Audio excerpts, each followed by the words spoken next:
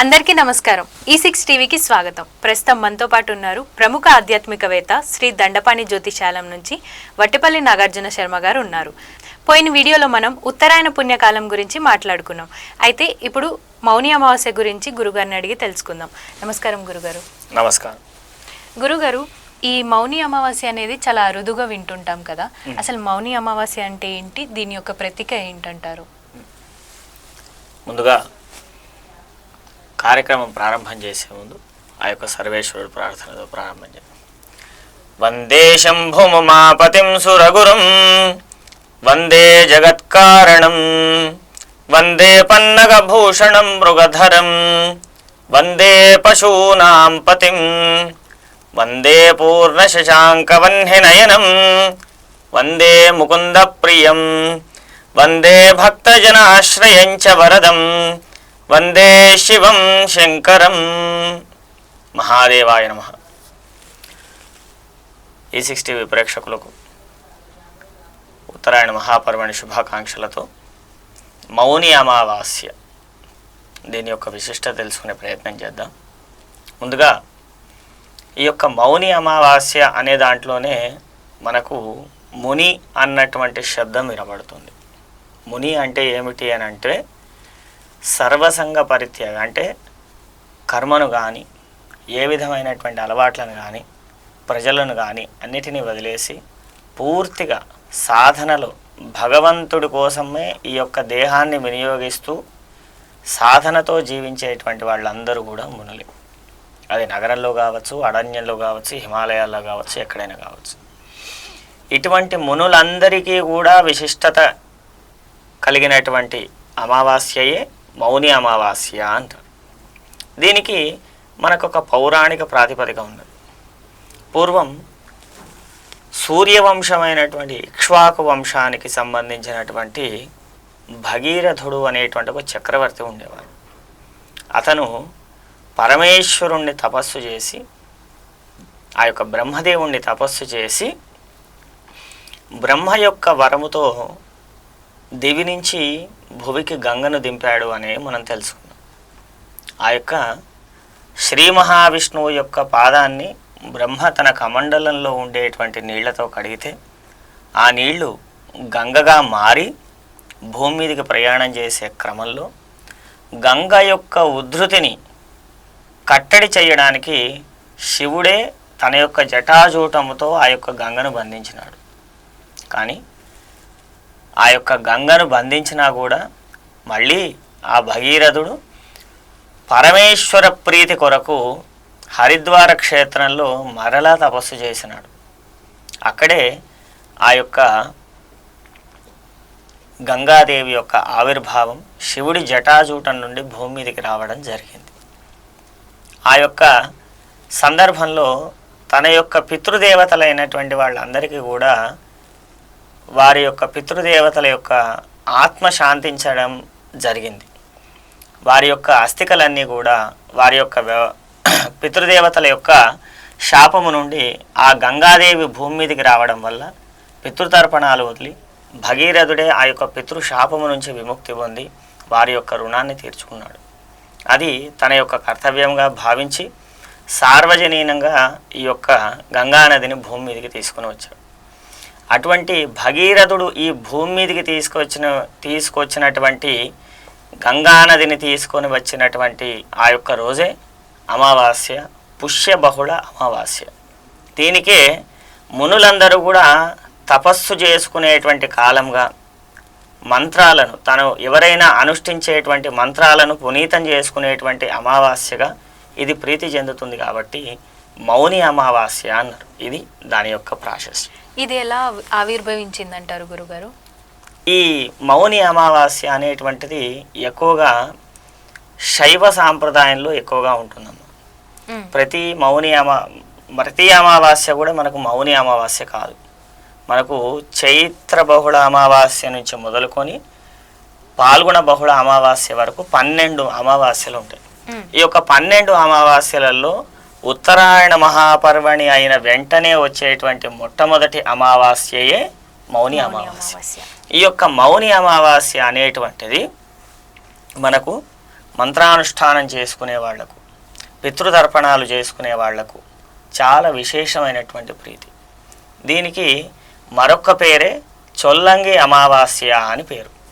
ఈ అమావాస్య రోజు చేసినటువంటి పితృతర్పణము కానీ, బ్రాహ్మణులకు ఇచ్చేటువంటి యథాశక్తి దానములు కానీ పితృదేవతా ప్రీతికరమై వాళ్ళ వంశ వృద్ధి కలుగుతుంది. సమస్తమైనటువంటి పితృదోషములు కూడా నశింపజేసేటువంటి ముఖ్యమైనటువంటి రోజు ఉత్తరాయణ మహాపర్వణి వచ్చిన తర్వాత వచ్చేటువంటి మొదటి అమావాస్య. పితృ అమావాస్య లాంటిదే, కానీ భాద్రపద మాసంలో వచ్చేటువంటి అమావాస్య పితృ అమావాస్య అయితే ఇది మౌని అమావాస్య.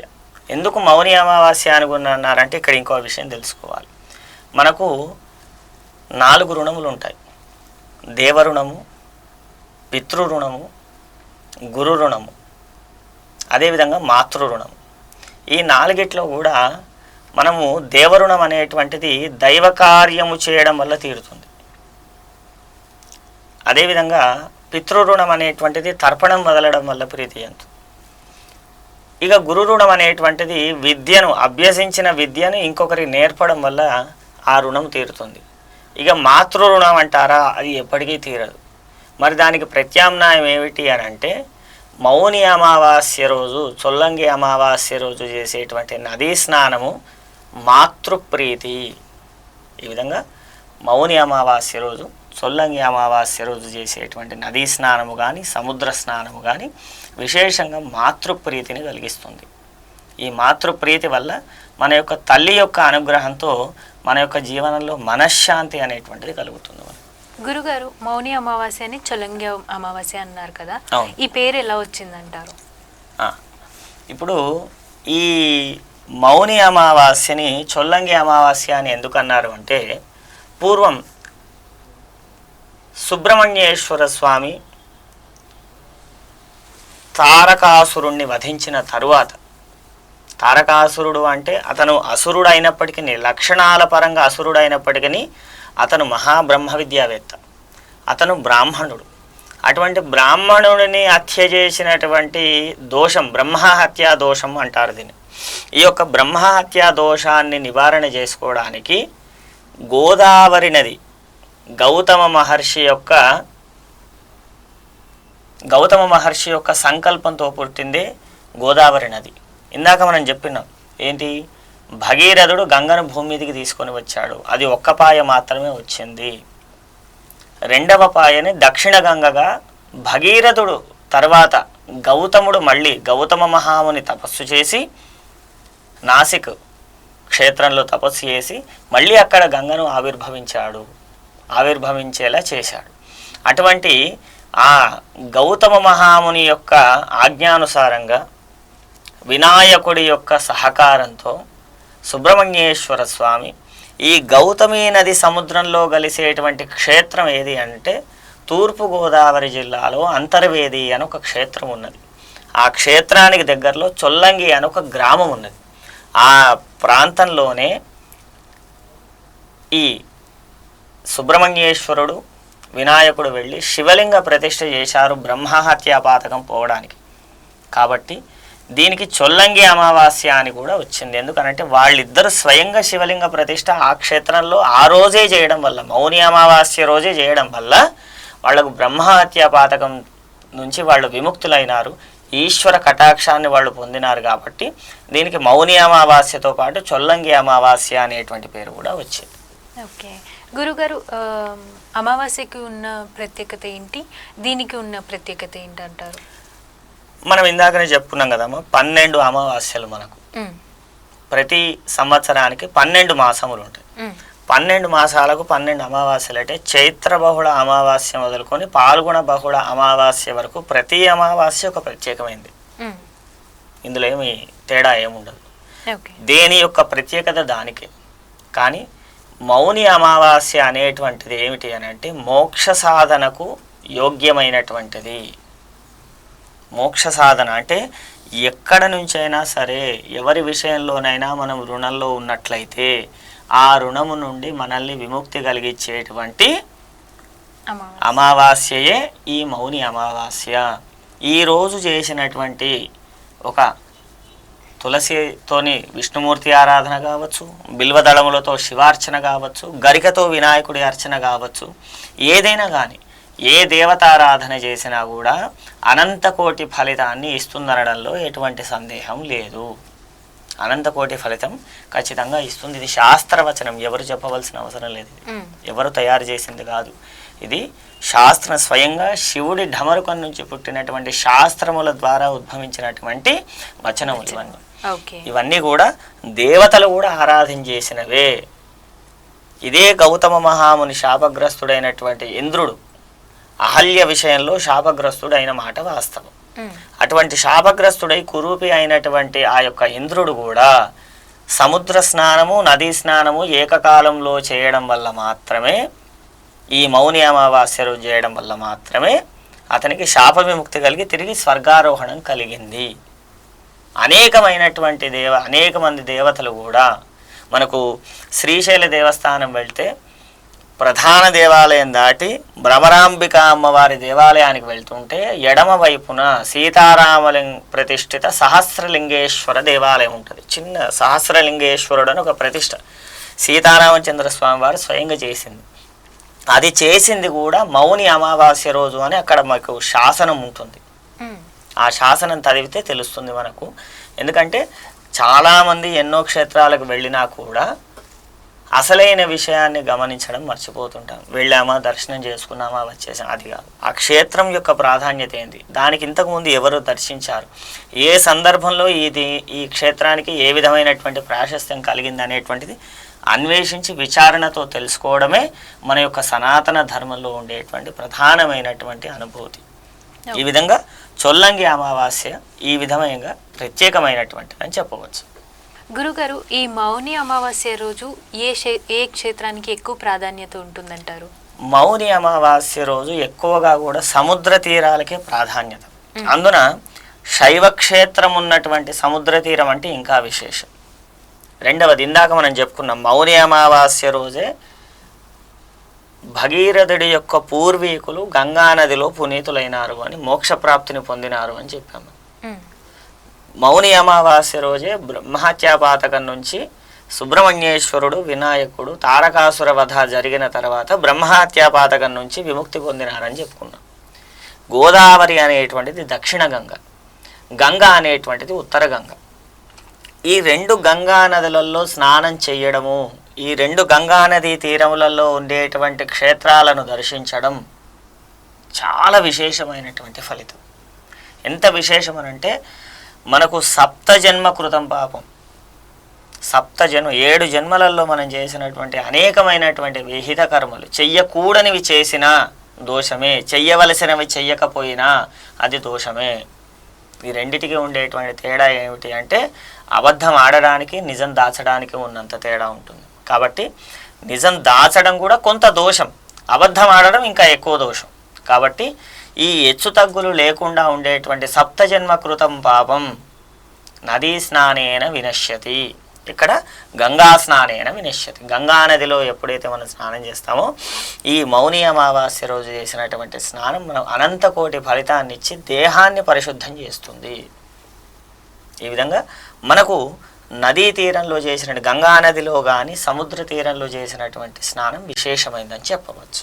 అయితే గురుగారు, ఇప్పుడు గంగా నదీ తీరాన స్నానం చేస్తే మంచిది అంటున్నారు కదా, కానీ అక్కడికి వెళ్ళలేని వారి పరిస్థితి ఏంటంటారు? వాళ్ళు ఎక్కడికి వెళ్ళి దర్శించుకోవచ్చు అంటారు? నదీ తీరానికి వెళ్ళలేని వాళ్ళు దగ్గరలో ఉండేటువంటి ఏ నదికైనా వెళ్ళవచ్చు. ఎందుకంటే ప్రతి జీవనది నుండి కూడా గంగకు ఉపనదులే. గంగానదికి ఉపనదులుగానే కృష్ణ కావచ్చు, కావేరి కావచ్చు, తుంగభద్ర కావచ్చు, ఇంకా ఏ నదులైనా 200కు పైగా జీవనదులు ఉన్నాయి మన భారతదేశంలో. అటువంటి ఏ నదిలోనైనా కూడా స్నానము ఆచరించవచ్చును, ఏ క్షేత్రానికైనా మనం వెళ్ళవచ్చును. మౌని అమావాస్యలో నదీ స్నానం అనేటువంటిది ముక్తి సాధనకు సంబంధించింది, జ్ఞాన మార్గాన్ని అన్వేషించేది, మోక్షప్రాప్తిని పొందేది. దీనికి శివకేశవ భేదం ఉండదు.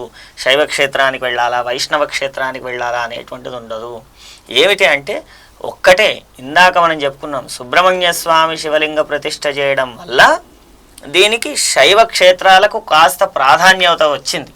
అంత మాత్రాన వేరే క్షేత్రానికి వెళ్ళకూడదని కాదు, అతి ముఖ్యంగా ప్రయాగరాజుకు వెళ్ళడం అనేటువంటిది చాలా విశేషం. ప్రయాగరాజు ఉత్తరప్రదేశ్ రాష్ట్రంలో ఉండేటువంటి ప్రయాగ, ఆ ప్రయాగరాజుకు వెళ్ళి స్నానం చేయడం అనేటువంటిది జన్మ జన్మాంతర పాపములను కూడా నశింపజేసేటువంటిది.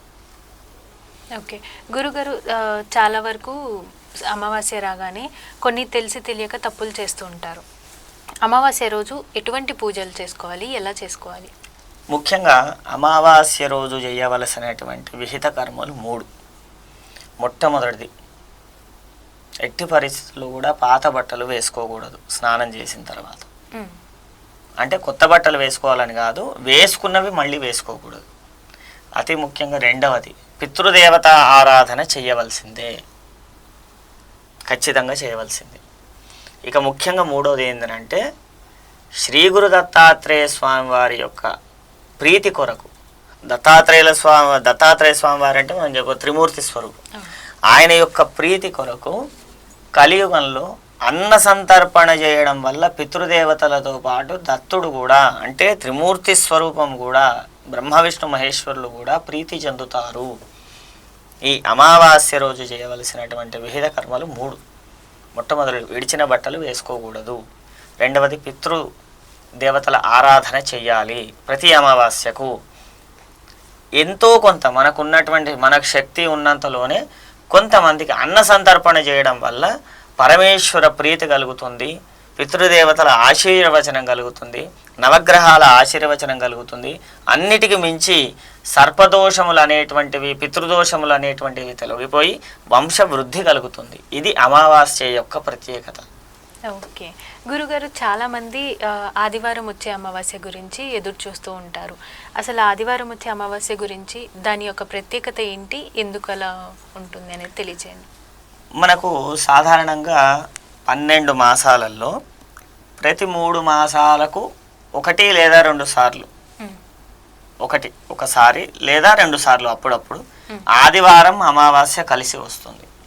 ఈ ఆదివారం అమావాస్య కలిసి వచ్చినప్పుడు రాత్రి సమయంలో ఆరాధన చేసేటువంటి ఉగ్రదేవతలు ఉంటారు. ఉదాహరణకు దశమహావిద్యలు, బగళాముఖి, చిన్నమస్త, ధూమవతి, ప్రత్యంగిర, శరభసాళవం, ఈ ఉగ్రదేవతల యొక్క ఆరాధన, శ్మశానకాళి, భద్రకాళి, వీళ్ళందరూ కూడా ఈ భైరవ సాంప్రదాయం, ఇవన్నీ కూడా ఏదైతే అసిదాంగ భైరవుడు, రురు భైరవుడు అంటే అష్టభైరవులు, దశమహావిద్యలు, ఇదంతా కూడా ఉగ్రదేవత ఉపాసన.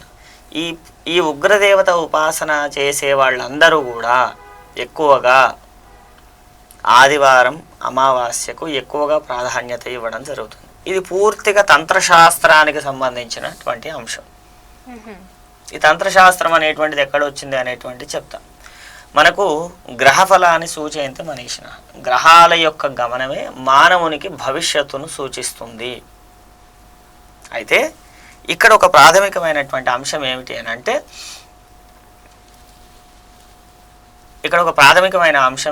అంటే, జ్యోతిష్యం అనేటువంటిది 5 భాగాలు: మణి, మంత్ర, తంత్ర, యంత్ర, ఔషధ.